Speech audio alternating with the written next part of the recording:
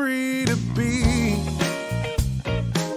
whoever you want to be.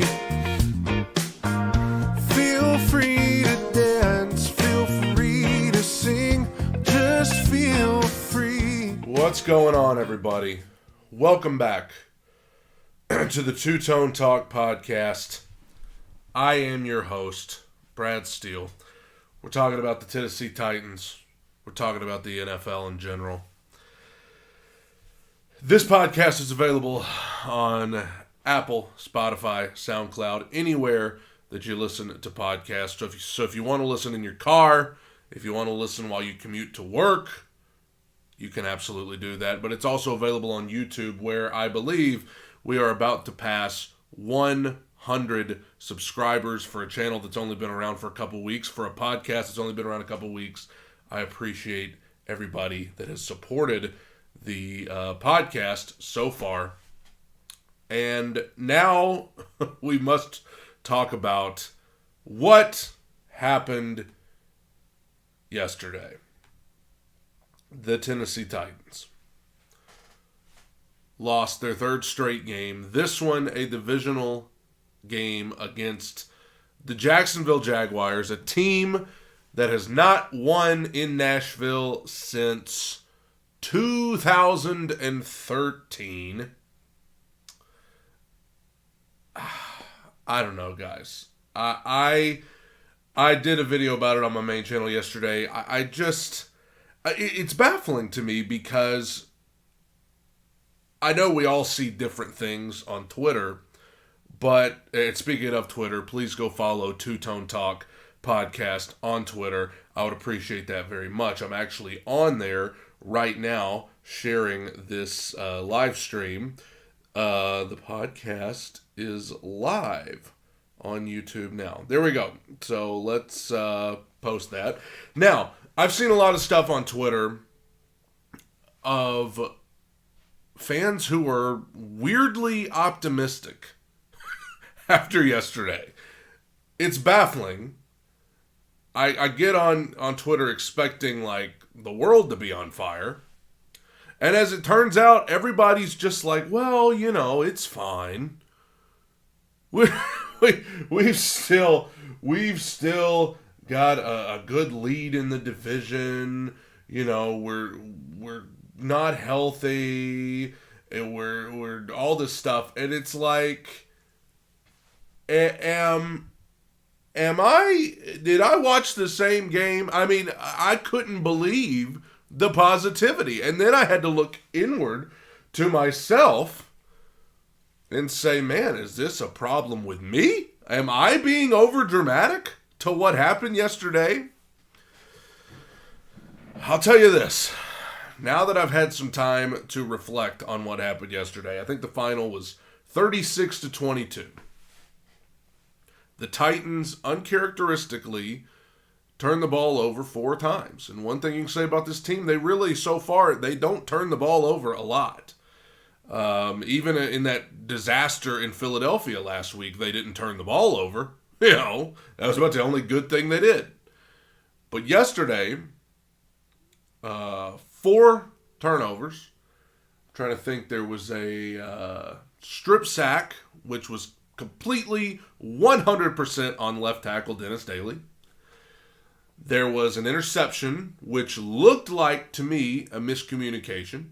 He was trying to throw it to Nick Westbrook-Akine, who wasn't even looking. He was like running, looked like down the seam, and Tannehill thought he was going to stop, you know, run a stick route or something. Then you had a Derrick Henry fumble, which has been happening frequently. Come on now. And then in the second half, down by like 19 points, needing a sense of urgency, Todd Downing decided to try to run a trick play. Direct snap to Derrick Henry. He dropped the snap. 4th turnover of the day. And yes, there are so many fans who are saying, you know, it's hard to beat anybody when you turn the ball over 4 times. It was an uncharacteristic day. Turn the ball over 4 times. And you're right. listen, it is hard to beat anybody. And listen, these Jaguars, they are much better than they have been. Trevor Lawrence, man, he's coming along. Okay? I don't have any problem admitting that. I had so many Jags fans yesterday who were like, you need to give Trevor Lawrence credit. You need to give the Jaguars credit. Hey, absolutely. Absolutely. Trevor Lawrence is starting to look like everything that they said he was going to be when he came out of the draft. There's going to be a lot of people going into next season who are going to pick the Jaguars to win the AFC South. There are going to be a lot of people because the way they're looking right now, man, this is a team's getting better. They're headed in the right direction. I don't have any problem admitting that. With that being said, the Titans, coming off of a miserable performance in Philadelphia, you would think, going against a team that came in 4-8, you would think there would be a sense of, hey, let's right the ship. Vrabel talked about it last week. Crossroads. We're at a crossroads. We're going to try and decide what team we want to be. You would think this team would come out and say, hey, all right, let's get this thing right. Let's get this thing right. And instead they came out and they turned the ball over 4 times. Sloppy, miscommunications, missed blocks, of Tannehill missing a wide open receiver. And that's something I talked about yesterday. To me, Jacksonville looked like a team who didn't seem exactly motivated to be in Nashville. I'm just saying, they got carved up and beaten soundly by Detroit last week. Detroit whooped them last week. It was rainy, it was foggy, it was gloomy. The Titans got the ball first, went right down there and scored. Then the Jags went 3 and out, and we got the ball back. And I'm sitting there watching, I'm like, you know what? This looks like a Jaguars team that's just kind of going through the motions. We should win this game. But I'm telling you, you cannot let teams... You give them a fumble, you give them an interception, then you go fumble again. Tannehill misses wide open Racing McMath streaking down the sideline for a touchdown. Dennis Daly can't block nobody. Guy runs right by him for a strip sack.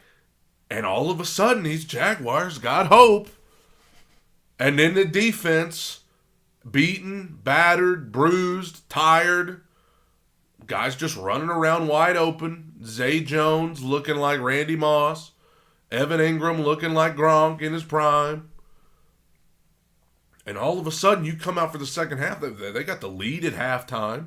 Then they come out and get the ball first, drive it right down, score again. Now all of a sudden, that Jaguars team has a much different feel about them.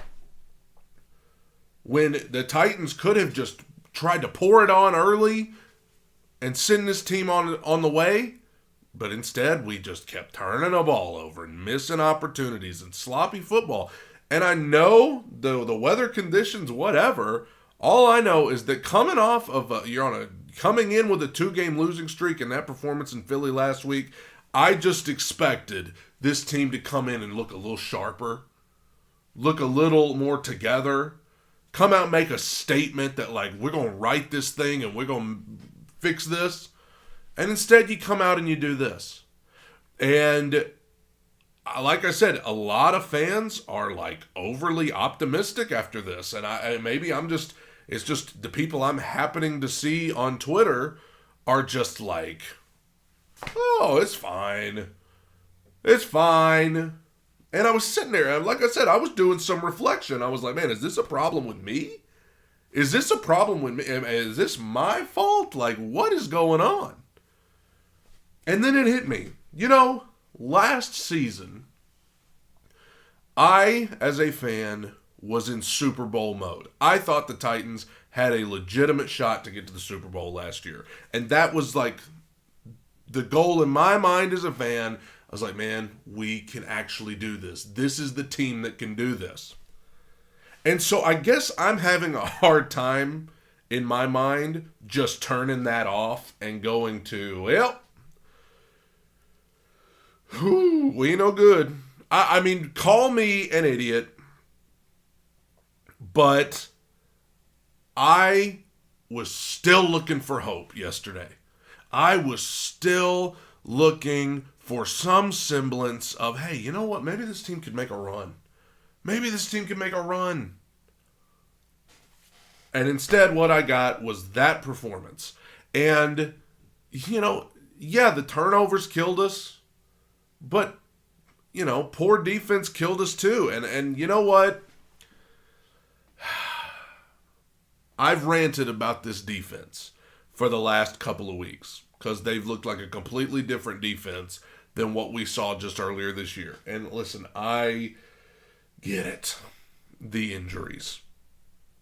Christian Fulton, out. Danico Autry, out. David Long, out for the next month, at least. Harold Landry, as we know, out. Been out.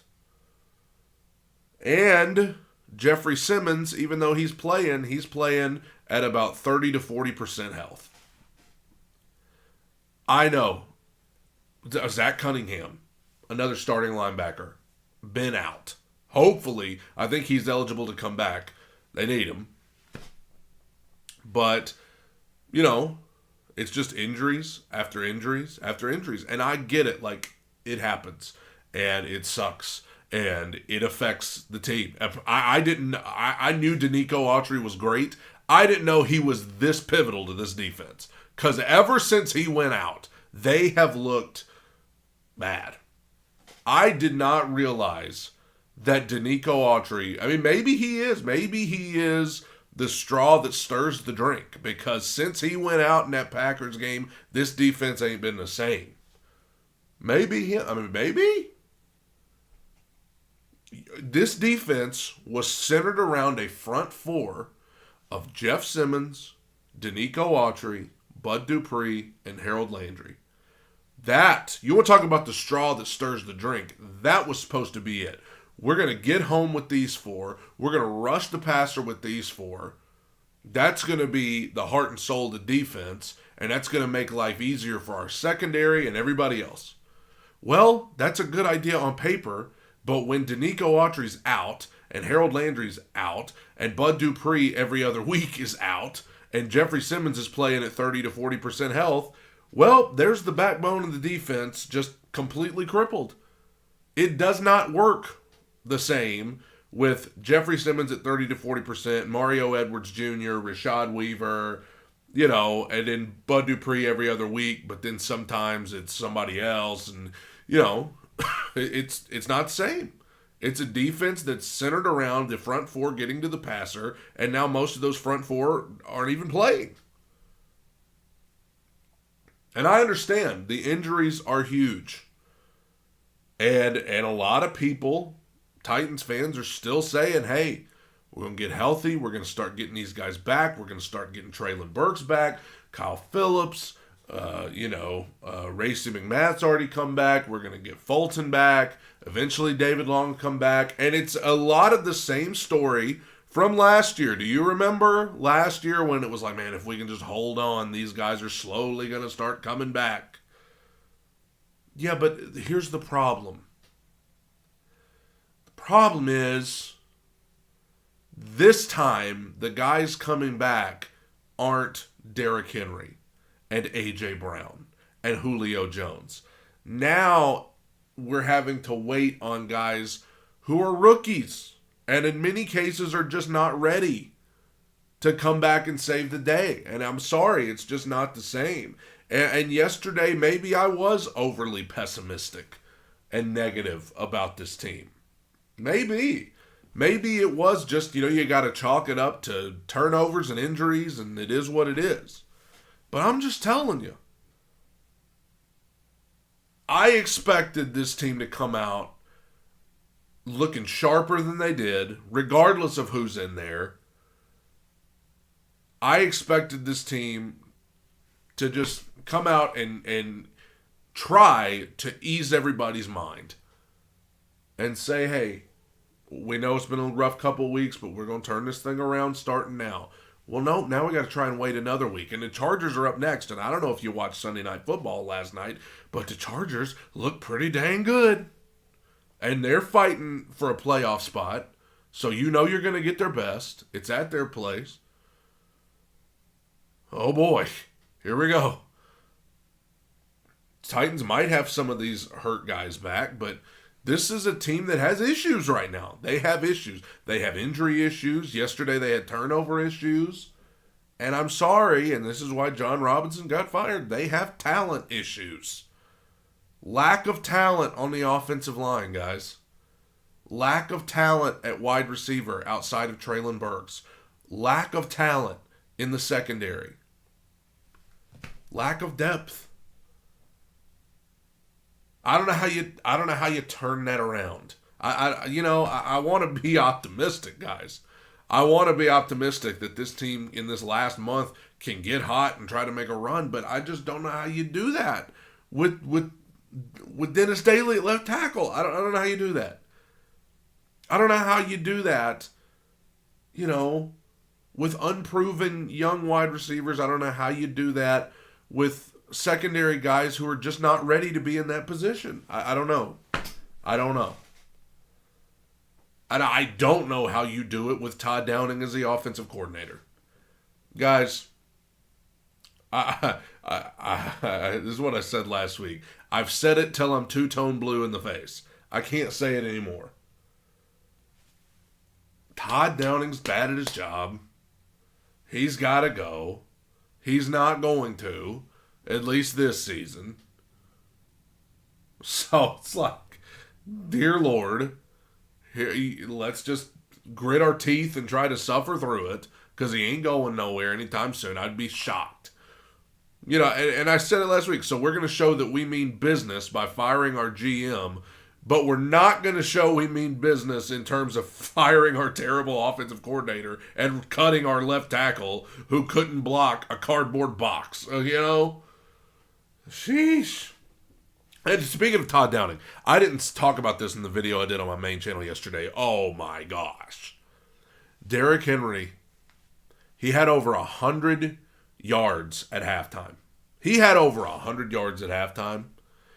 You want to know how many carries Derrick Henry got in the second half of this game? Correct me if I'm wrong. I think I saw somewhere he got like 4 carries in the second half. And I understand you're trailing, you're down. And again, that's a problem with this style of offense. If you get down by multiple scores, you get up by multiple scores on Patrick Mahomes or Josh Allen, man, they can make that up in 5 minutes. We've seen the Chiefs do it a billion times. They get down by 24 points and then give them a quarter and they'll be winning. But a team like the Titans, you get behind by a few scores, it's over. It's over. Because their best player's their running back, and when you're down by multiple scores, it's hard to just keep running the ball.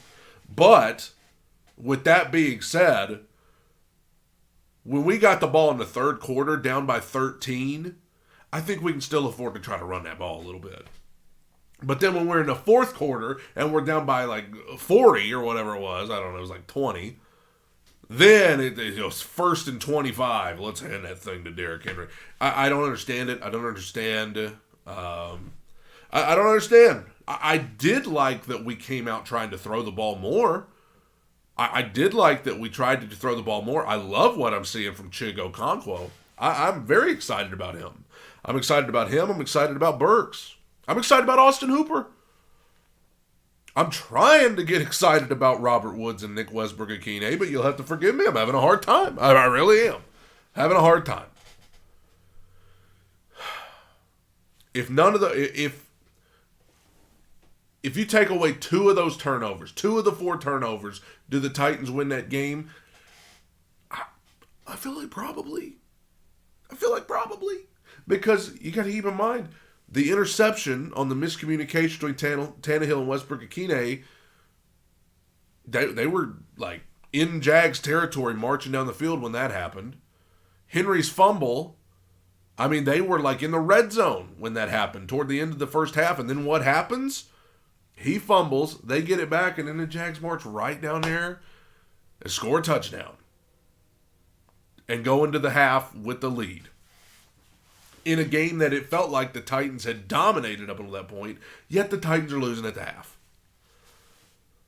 Let them hang around, kept turning the ball over. Dennis Daly just watching guys run right by him, sacked quarterback. Todd Downing. I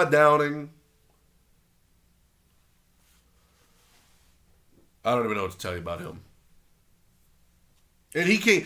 Can you not try to? I know you have a game plan, but can you not try to like improvise something in the heat of the moment? Can we not? I mean, this guy couldn't improvise a fart after eating Mexican food. You know, like this guy couldn't improvise a fart after eating a burrito. It's like we got this game plan. We're gonna run the ball, and that's what we're gonna keep doing. That's what we're gonna keep doing, no matter what. Until we get down by 13 and our running back's running all over him, and then randomly we're just going to be dedicated to the passing game. He never does the right thing. Anyway, on to LA. And if you want to just chalk it up to turnovers and injuries, that's fine. Me, I still think they should have won. I think that it's still a terrible loss. I said Daly couldn't block a number, somebody said on this YouTube live stream. I'm reading all your comments, by the way, while I talk here. But,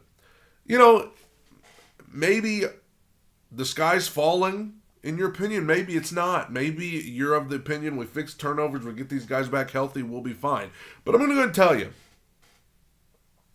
this AFC South race has gotten a little more interesting than it needs to be. I am not interested in watching the Titans and Jaguars play that last game of the season for the AFC South. It should not come down to that. It just shouldn't. I mean, can I tell you that? Ridiculous that they would let this get away from them to that point. Because then, and I'll tell you why I don't like that, is because if it comes down to that in the final week of the regular season, that's pretty much a playoff game. And now you're asking your guys to win pretty much a playoff game in the last week of the regular season, and then win in a wild card, and win in the divisional, and then win in the AFC title game. You're pretty much having to play an extra playoff game at that point. So I'm not crazy about that, and I would much rather not have to worry about that. I know the Jags have some tough games coming up, and maybe they'll just lose so much that it don't matter what we do, but I don't want to come on now. I don't want to do that. I don't want to treat this like, the 2016, 2017 Titans where we just rely on everybody else to lose so that we can get something good. Man, let's go. Come on, man. Get this together. I don't know, man. I don't know if it's fixable. I want it to be fixable. I want to believe that if the Titans can get the turnovers and the injuries under control, but I have no reason to believe that they can get the injuries under control because they never do. I don't know if it's bad luck. I don't know if it's just the way it is. I don't know if they need a new strength and conditioning coach, but the injuries are just ridiculous. And maybe it's because they're asking too much of these guys because they don't have enough depth and guys are having to play too much. I don't know. I want to talk about the rest of the games that happened yesterday, and then I want to give my picks for what I think the playoffs are going to look like when it's all said and done. I'm not making playoff picks like who's going to win what game, but I'm going to tell you what seed I think everybody's going to end up in both conferences. The Bills beat the Jets 20-12. I figured this is kind of how this would go. The Jets are gritty, so I didn't think the Bills would just come out and put up 40 points. But Bills took care of business, and now with the Dolphins looking like they looks like the Bills are indeed going to be the team that comes out of that AFC East. They're still Super Bowl contenders. Josh Allen is still that guy. Jets, on the other hand, fighting for their lives. They're on that downward slump. They've now lost a couple games.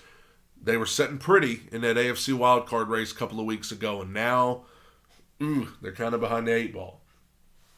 How about the Bengals beating the Browns 23-10? Is this 5 in a row for the Bengals, 6 in a row? These Bengals are very dangerous. They are very dangerous. Deshaun Watson and the Browns, they took one on the chin yesterday. Bengals absolutely they're definitely better than the Browns, and the Browns killed them on Monday Night Football recently. Bengals got their revenge yesterday, 23-10. Bengals are marching toward that AFC. I mean, Super Bowl contenders, man. They are Super Bowl contenders. Cowboys over the Texans in a game that was much closer than I would have expected. Cowboys over the Texans 27-23, and they had to fight. And I'm telling you something, man. The Titans got to play the Texans again in a couple of weeks. And everybody looks at the schedule and says, oh, well, that'll be a win. Are you sure?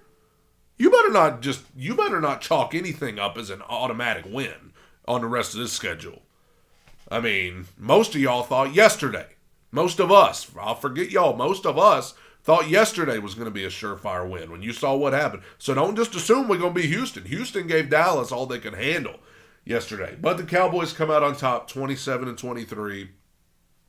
That would have been concerning if the Cowboys would have dropped this, right? Lions over the Vikings. Now listen, the Lions were favored to win this game, and I thought that was ridiculous. I thought that was disrespectful to Minnesota. And I picked Minnesota to win this game because I felt like they were going to be like, hey, we're being disrespected here. We're going to come out. We're going to show them how it is. But instead, they just went out and lost, man. This Lions team looks really good. And the Lions, I'm telling you, you look at this NFC playoff picture, the Lions are right there. Unbelievable. Unbelievable. The Lions are right there. And I'm going to give my playoff picks in a little bit, and I'm going to have something to say about the Lions. But the Lions, you talk about a team that's coming along at the right time. I said I don't think they're going to make a Super Bowl run or anything, but you might be looking at a team that where if they get into the playoffs, they might could upset somebody in these playoffs. You know what I'm saying? Lions over the Vikings 34-23. They're looking good. Jags over the Titans. We already talked plenty about that. Eagles. I think the Eagles may be the best team in the league. They beat the Giants yesterday 48-22. They're just clicking on all cylinders. Jalen Hurts, A.J. Brown. Defense looks good. They're going to be tough. They're going to be a tough out. And the Giants, man, here we go. Giants continue that nosedive. And the Giants, much like the Jets, all these New York teams, the Giants are kind of looking at this thing from behind the eight ball now. Because they were sitting pretty at one point, and now it's like, well, oh, what were they, like 6-2 at one point? And now they're 7-5-1. And they're going to have to fight to get into a wild card spot there. So disappointing second half of the season for the Giants, but the Eagles look awesome. Ravens over the Steelers, man. I keep saying the Ravens are going to fall apart, but by goodness, they keep on going, and they keep on winning games. Their quarterback situation, you know, John Harbaugh's a good coach. The quarterback situation, Lamar Jackson's out, and he may miss another game. Tyler Huntley had to play yesterday. Anthony Brown, because Tyler Huntley got hurt, and this Anthony Brown had to come in. But the Ravens keep winning. I give them credit, and everybody's talking about the Bengals and how they're coming along, and rightfully so, but the Ravens are still leading that division because they beat the Bengals head-to-head. Now, obviously, the Ravens and Bengals have to play each other in the last game of the regular season, and that game could end up being huge. But, you know, I think the Ravens, they may not be one that everybody's talking about, but, I mean, they're 9-4. They keep winning. And even if it's ugly, even if it's unconventional now, without Lamar Jackson, they keep winning. Steelers, you know, Kenny Pickett got hurt in this game. I believe Mitch Trubisky had to go in. That probably did them no favors, but good win for the Ravens. Chiefs over the Broncos, 34-28. This was a game, I think the Chiefs were up 27-7 at one point, and the Broncos kind of climbed back in. The Chiefs, you know, it's amazing because the Chiefs, the Bills, you know, they look human. They look human. In years past, it was like, dude, ain't nobody beating them. But, like, they're winning games consistently, both of them, but they look human. while doing it. And the Chiefs looked human yesterday. The Broncos had a chance to try to win this thing late. They didn't, though. Chiefs win 34-28 in a game that was much closer than I thought it was going to be. And I keep saying it over and over again. It's going to be an interesting offseason for the Broncos. Because what do you do with Russell Wilson? Guy's been a disaster since he got there. Whole thing's been a disaster. Speaking of disaster, the Tampa Bay Buccaneers, dude, got trounced. They lost to the Niners 35-7 yesterday, and that score is not even indicative of how bad it actually was. Like, this was bad, and excuse the pun, the 49ers look pretty good. Isn't that good, everybody? No, but 49, I mean, this is a classic case of you got a young quarterback, inexperienced rookie, but there's so much talent around him that it's just elevating. That's what I keep telling you about the Titans. When you have a quarterback like Ryan Tannehill, you know where he stands in terms of NFL quarterbacks. You gotta you gotta get talent all around him to help him out. You get enough talent on a team, you can elevate a quarterback to look better than they really are. That's what's happening with the 49ers. When you've got Christian McCaffrey and Deebo Samuel and Brandon Ayuk and George Kittle, that's going to help a lot. Even a young, he was Mr. Irrelevant in the draft. Even with somebody like that, it's going to elevate, and make him look better. You give him that much help, it's hard to mess up. And the 49ers, I would still say they're contenders. Even with this guy at quarterback, they're still contenders because, man, lest we forget, it feels like the 49ers are always like in the NFC Championship game. With this much talent, yeah, I wouldn't want to play the 49ers. Bad loss for Seattle. Really bad loss for Seattle. They lose to the Panthers 30-24. Now, first of all, let me talk about Seattle. Fighting for their lives to get a playoff spot.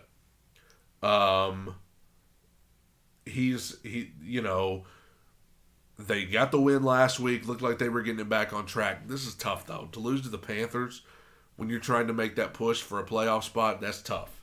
And I don't know if the Seahawks are going to make it, given my playoff picks here in a second. But I don't know if the Seahawks are going to make it. I wrote down my picks last night, and I'll have to pull them up here in a second. I don't remember if I had the Seahawks getting in or not. But it's a bad loss to Carolina. Now, as for Carolina, we got to talk about this NFC South. Because, I mean, it's wide open. The Saints, I don't even remember the last time I saw the Saints win a game. And yet, the Saints are still very much alive. It's ridiculous. Carolina, they traded McCaffrey, they traded all these guys, and it was like, well, they're phoning it in. But my God, they're still right there. The Falcons, they've lost like 4 of their last 5 games, and yet they're still right there. This is a terrible division. Terrible. And, the Bucks, they got that, come from behind last-second win on Monday Night Football last week. It was like, all right, this is where things will turn around for the Bucks. They had turned that into some momentum. Well, never mind, dude. Because they looked horrible yesterday. They look atrocious. So the NFC South's wide open. And then Sunday Night Football. The team the Titans got to play next. The Chargers. And I heard Chris Collinsworth say, hey, this Chargers team, they've been hurt all year. We haven't seen the Chargers at full strength till now. The Titans are coming to town, and the Chargers are at full strength. And they're ready to go. And Justin Herbert's playing better than ever. Of course. The Titans are gonna limp in to LA, and the Chargers are just raring to go. I just know we're staring 7-7 in the face. I just know it. You remember when we beat Green Bay on that Thursday night game? Everybody was so excited. 3 weeks ago. Feels like a lifetime ago. We got to get some guys healthy for this game, dude. I know I'm supposed to be talking about the Chargers-Dolphins game last night. We got to get guys healthy for this Chargers game. Vrabel's probably talking to the media right now. We got to get Burks. We got to get Fulton. We got David Long's on IR. He ain't coming back. Zach Cunningham. It ain't about time for him to come back. Kyle Phillips. Ain't it about time for him to come back? Danico Autry. Is it not about time for him to come back? Come on. We need some help. Chargers look good. 23-17. Dolphins. I'll tell you what. I had the Dolphins as Super Bowl contenders in the AFC. Man, I don't know. Tyreek Hill's hurt. He's out there on one ankle. And Tua is starting to look like Tua from last year. Okay. So I don't know. I'm having to hold on about these Dolphins. They're scary because they got so much speed and everything. But, it feels like they may be a team that got hot at the wrong time. Like middle of the year, beginning of the year, they looked really good. And now it feels like as we're gearing toward the final stretch here, the final month of the regular season, it kind of feels like they're slowing down. Now, somebody in the chat here, it said if the Jags win next week and the Titans lose, they're literally one game back in the division. And you're right, they are. This Chargers game is important because I think they said if the Titans win 2 of their next 3, it's a done deal. If you can beat the Chargers, if you can somehow beat the Chargers, then all you have to do is beat Houston the next week, and it's over. It's over. The AFC South is over. But the fact that we're even having to talk about this is ridiculous. The fact that it's even up in the air at all, in any regard, is ridiculous, bro. Now, the Patriots and the Cardinals play tonight. Whoopee. What a great Monday nighter. This is an important game for the Patriots, though. Obviously, I picked Arizona to win. Now, I told you I was going to give you my playoff picks. Let's start in the NFC. 1 through 7. I am, no shocker, I'm giving the 1 seed in the NFC to the Philadelphia Eagles, man. I think they to me right now, as bad as I hate to say it, I think they're the most complete team in the league. I mean, they have such a good run game with Hurts and Sanders, and they can just kill you with that run game. But if you stop their run game, didn't the Titans find this out? If you stop their run game, they've got Devontae Smith, they've got A.J. Brown. Like, they've got so many weapons in the pass game.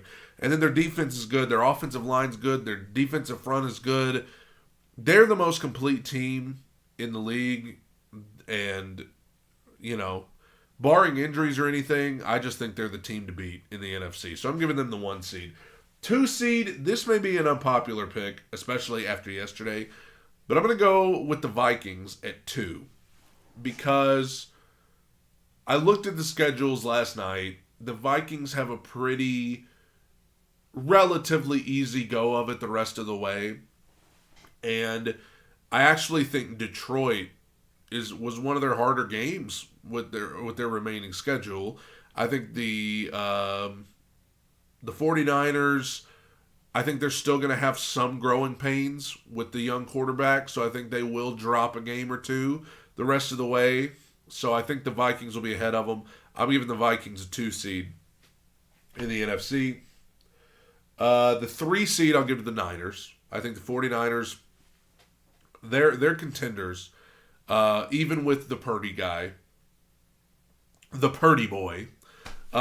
Because of all the talent around him, I give the 3 seed to the 49ers. And, even though I think the 49ers would beat the Vikings head-to-head, I just think that, like I said, I think the Niners will experience those growing pains with their young quarterback still a little bit. I know he looked great yesterday, but I think they will have some growing pains with him, drop a game or two, whereas the Vikings probably will win enough in this last month to hoist them up to that 2 seed. The 4 seed is obviously the NFC South winner. And I just, when it comes down, now, the Falcons are making a quarterback change. So could making that switch to Desmond Ridder, could that be enough to spark them to just do enough to get in? Maybe. Carolina, I just don't think they have enough. DJ Moore's kind of banged up. He's their best receiver. At the end of the day, I just have to believe that Tom Brady can still do enough. Surely he can still do enough to take this division from Atlanta and New Orleans and Carolina. Now, I will say the Falcons and the Bucks play each other in Atlanta in the final week of the regular season. Could that game wind up being the game that decides the NFC South? I don't know. I refuse to believe that Brady is going to let this terrible division slip away from him. I'm giving the 4th seed to the Bucks, but I'm not feeling as good about it as I have. I mean, even on their worst days, I have still felt pretty confident that the Bucks would come out of this division. This is the least confident that I've been in them yet. They look lifeless. I'm hesitantly still giving them the 4th seed. The 5 seed in the NFC, this is a pretty easy one. Cowboys. Cowboys at 5. I don't think they're going to be able to come back and take that division away from the Eagles, but they are going to be one of the best 5 seeds that the NFC has seen in a very long time. And spoiler, this would match them up with the Bucks in the wild card round, and this is one of those situations where the wild card team is absolutely going to be favored over the division winner. I got the Cowboys at 5. Listen, they're contenders still. I know they barely got by Houston yesterday, any given Sunday, I know. But when it comes playoff time, the Cowboys, I still have them like Eagles are the main contender, and then the Cowboys, and then the Niners to me. So I got the Cowboys at the 5. Now, these last 2 wild card spots in the NFC is tough because you've got the Giants are there, the Seahawks are there, the Commanders are there, the Lions are creeping up. So I looked at everybody's schedules last night for this last month, and it's so hard to predict. You guys know the NFL is a crazy, crazy place, and crazy things happen every single week. I'm going to give the 6th seed to the Washington Commanders. The Commanders, last time we saw them, they had a bye this week. They tied with the Giants. They're 7-5-1, and they got to come back immediately off their bye and play the Giants again. I think they're going to beat them. I think the Commanders, I just still think they've got so much confidence, and they have rallied so much in the second half of the season. I'm giving the 6th seed to the Commanders, and, I'm not totally ruling out the idea of them upsetting somebody, in the playoffs. I think that, this Heineke guy, he's got some swagger about him. Terry McLaurin may be one of the best receivers in the NFL that nobody ever talks about. I think the Commanders take that 6th seed. And then at 7, I sat here and I said, okay, maybe the Giants, maybe the Seahawks. But you know what? I'm going all in. I'm going to give the 7th seed to the Detroit Lions, dang it. Because I looked at the schedule for all these teams last night. And when I look at the Giants' 4 remaining games, I'm like, I don't like their chances in a lot of these games. I looked at the Seahawks' remaining 4 games, and I said, I don't know if I like their chances in any of these 4 games. Then I looked at the Lions, and I thought, man, the Lions can win a few of these. I'm going with the Lions. And you know what? If it works out this way, the Lions would be playing the Vikings in the first round of the playoffs. And you saw what they did to the Vikings yesterday. So I'm keeping my eye on these Lions. I'm keeping my eye on these Lions because they're coming along. They've got some weapons. Hey, you know what, Titans fans? Before we get to the AFC, remember when John Robinson traded up to draft Dez? I'm sorry. Lord, give me strength. Remember when John Robinson traded up to take Dez Fitzpatrick over Amon-Ra St. Brown? I remember sitting in front of the TV saying, man, I hope we take Amon-Ra St. Brown. I was literally sitting there in front of the TV saying, man, this is perfect. We just traded up. We're going to take Amon-Ra St. Brown. And we took Dez Fitzpatrick. One of John Robinson's worst offenses. We could have Amon-Ra St. Brown on this team right now, and instead we got Dez Fitzpatrick on the practice squad. Unbelievable. But he's with the Lions, and the Lions are glad to have him. Lions are the 7th seed. And they're getting that Jameson Williams from Alabama back. I mean, that could, better look out. So those are my 7 teams for the NFC. Eagles 1, Vikings 2, Niners 3, Bucks very hesitantly 4, Cowboys 5, Commanders 6, Lions 7. Let's hop over to the AFC. With the 1 seed in the AFC, I'm giving it to the Chiefs. Surprise, surprise. The Chiefs. Everybody, it's amazing. They lost Tyreek Hill. Everybody was like, oh, that's going to hurt the Chiefs. It ain't hurt them one bit. And honestly, you look at the Chiefs, we got to talk about, we got to acknowledge what we're seeing here. You look at the Chiefs wide receivers, they don't have a top 10 wide receiver on this roster. Nothing against Juju Smith-Schuster and McCole Hardman and those guys. They don't have a top 10 wide receiver. They got Travis Kelce now. Now, we know what he is, but at the wide receiver position, they don't have one top 10 wide receiver, and it don't matter because Patrick Mahomes is so unbelievable that it doesn't matter who's in there. You can put me in there, and he's going to scramble around until my fat butt gets open, and he's going to throw me a ball, and I'm going to score a touchdown. You know what I'm saying? We got to acknowledge we're seeing one of the all-time greats right there. Some of the stuff he did against Denver yesterday, sickening. So yes, I don't think the Chiefs are going to lose another regular season game. I looked at their schedule last night. They're going to win. They're going to win out. So I think you're looking at number 1 seed right there. Number two, I'm going to give the number 2 seed to the Cincinnati Bengals. I think the Bengals are going to jump the Bills. You want to know why? Because in a couple weeks, the Bengals and the Bills play each other. That's going to be fun. They play each other. I think the Bengals are going to beat them. I think the Bengals they're so in the zone right now. I think the Bengals are going to beat the Bills, own the tiebreaker over them. I'm giving the 2 seed to the Bengals. I love what I mean. You know what I mean. I don't love it because they beat the Titans a few weeks ago, but Burrow, Jamar Chase, T. Higgins, Joe Mixon. Weapons galore. And Burrow, it seems like every year he just flies under the radar, and then suddenly at the second half of the season, it's like, oh, this guy's one of the best quarterbacks in the NFL. So I got the 2 seed going to the defending AFC champion Cincinnati Bengals. Who'd they beat to get to that AFC championship, by the way? Don't remind me. Number 3, give that to the Bills. Bills at a solid... maybe even with the same record as the Bengals, but the Bengals just beat them head-to-head, take that tiebreaker. I'm giving the 3 seed to the Bills. Obviously, the Bills, they've been Super Bowl contenders since the start. Things kind of, they had to kind of sit back and let Miami fall apart. New England and the Jets were looking interesting, had to let them fall apart, and now the Bills have taken over that division again. They're number 3. Number 4, AFC South champions. The Tennessee Titans. And it better be the Tennessee Titans. I'm telling you what, you mark my words, if they somehow let this slip through their hands, and it's anybody but them in this spot, you're going to see a grown man. You're going to see a grown man come on YouTube, Spotify, Apple, SoundCloud, and everywhere else his podcast is available, and have a two-tone meltdown is what it's going to be. You don't even understand. But then on the other hand, if we allow Jacksonville to come back and win this division, we don't even deserve to be in the playoffs anyway. So, but I'm giving that 4th seed to the Titans. They just better take care of it. I don't care what you got to do. You better take care of it immediately.